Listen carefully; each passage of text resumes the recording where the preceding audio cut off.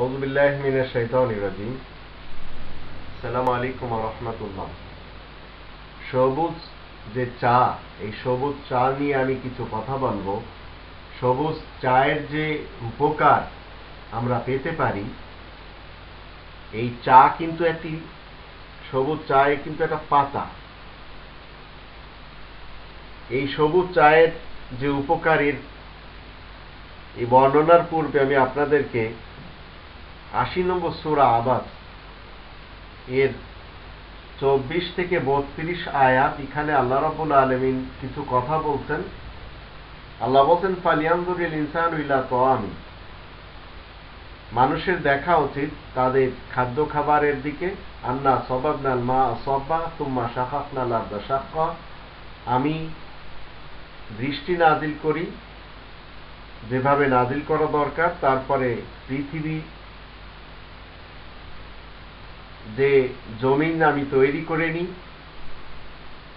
জমিকে যেভাবে হাল চাষ করে তৈরি করা দরকার।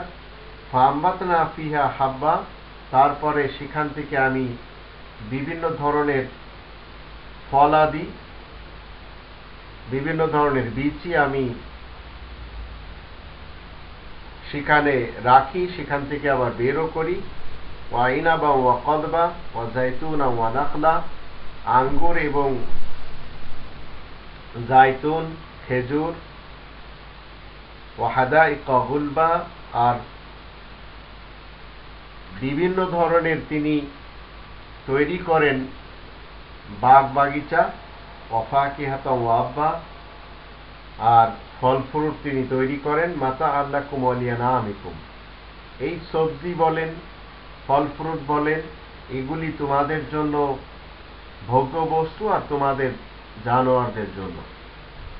সবুজ চা যদি আপনি প্রতিদিন যতবার ইচ্ছা আপনি পান করেন, সকাল বিকাল দুপুর সন্ধ্যা রাত্রে, আপনি ৫ বার ৫ কাপ বা ৫ গিলাস আপনি পান করেন, কোনো সমস্যা নেই। সকালে কমপক্ষে একবার আপনার ১ গিলাস চিনি ছাড়া সবুজ চা যদি আপনি পান করতে পারেন, তাহলে আপনার শরীরের কর্মক্ষমতা বাড়াবে এবং শরীরের ওজন আস্তে আস্তে কমাবে। আর চিরতা খেলে যেমন, চিরতা, করলার জুস আর নিম পাতা খেলে যেমন শরীরে বিষাক্ত কোনো কিছু প্রবেশ করতে দেয় না, বিষাক্ত কোনো কিছু শরীরে স্থায়িত্ব পায় না, সবুজ চা আপনি যদি পান করেন তাহলে শরীর হতে বিষাক্ত জৈব রাসায়নিক সব নির্মূল করে দেয়। কিন্তু আপনি সবুজ চার ভিতরে চিনি দিতে পারবেন না, দুধ দিতে পারবেন না, এটা আপনাকে সবসময় মনে রাখতে হবে।